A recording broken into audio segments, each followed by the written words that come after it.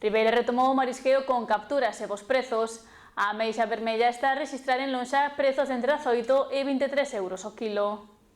A semana pasada as embarcacións regresaron á zona de Coroso para mariscar. A Confraría de Pescadores de Ribeira abriu a concesión para que os mariscadores puderan manter a súa actividade, aínda que esta apertura chegou cuns días de atraso con respecto á data na que se ian iniciar as extraccións. Íamos pensado abrir o día 18, pero co problema que tivemos ca tosina, retrasouse unha semana e media máis casi, e bueno, esta semana foi a primeira semana que se abreu.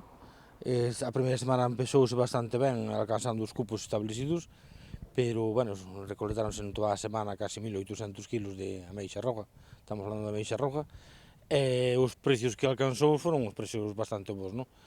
Foron de 18 a 23 euros durante toda a semana, aguantouse ese precio.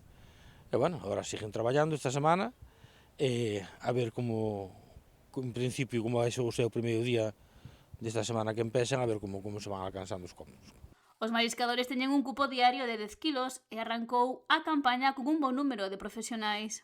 Son sobre 42 embarcacións e sobre 56 mariscadores en principio. Esta semana parece que saleu algunha menos, non sei por que motivo, se cambiou de oficio ou está preparando xa para ir para outros oficios, dentro de 20 días tamén abro o pulpo e iso, estarán preparando para outras cousas. O inicio foi positivo pola cantidade extraída e tamén polos prezos, pero Pérez apunta que é difícil que se manteña o ritmo de extraccións. É unha zona moi pequeniña que temos aberta, que sempre deixamos reservado durante todo o ano para despois, cando se cerran as concesións, pois esa pequena concesión que temos aí por fora, pois para aquelas embarcacións que se dedican todo o ano, que siguen a ameixa todo o ano, e, bueno, as perspectivas en principio, víase que había bastante marisco, un marisco de moi boa calidad, pero ahora xa se empeza a ver menos marisco. Polo que me dicían xa o último día, xa iba a menos, é normal, porque é unha zona tan pequena que non vai a chegar para alcanzar os topes logo.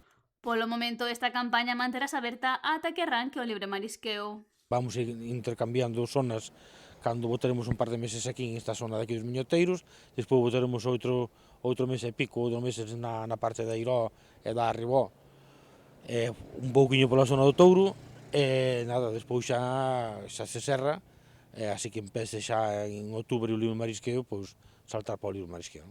Os últimos anos non foron moi proveitosos pola falta de recurso nos bancos marisqueiros, sen embargo, estáse a ver algo de recuperación. Pasa que temos o mesmo problema de sempre. Hai moito marisco de moi pouca talla comercial, entón ese é o gran problema que temos, non?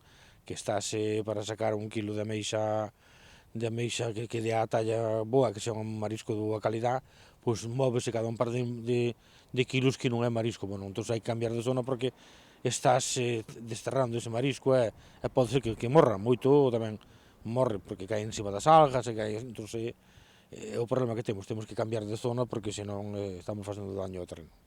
O tamén presidente da Federación Galega de Confrarías apunta que fai falta tempo para que as zonas rexeneren. A xente queixase se non temos onde ir, ese é o gran problema que temos, que non fai falta tempo para que o marisco creza.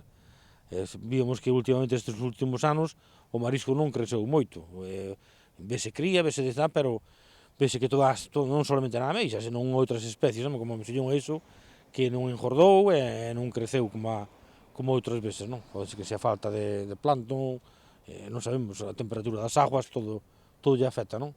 Pero, bueno, o gran problema que estamos en estes momentos é que temos moito marisco pequeno, que non dá a talla comercial, e iso é tamén peligroso, non? O sector está a sufrir esta escaseza de recurso e algunhas confrarías veránse obrigadas a deter a actividade durante un ano, aínda que contarán co plan impulsado pola Consellería do Mar para recuperar o marisqueo.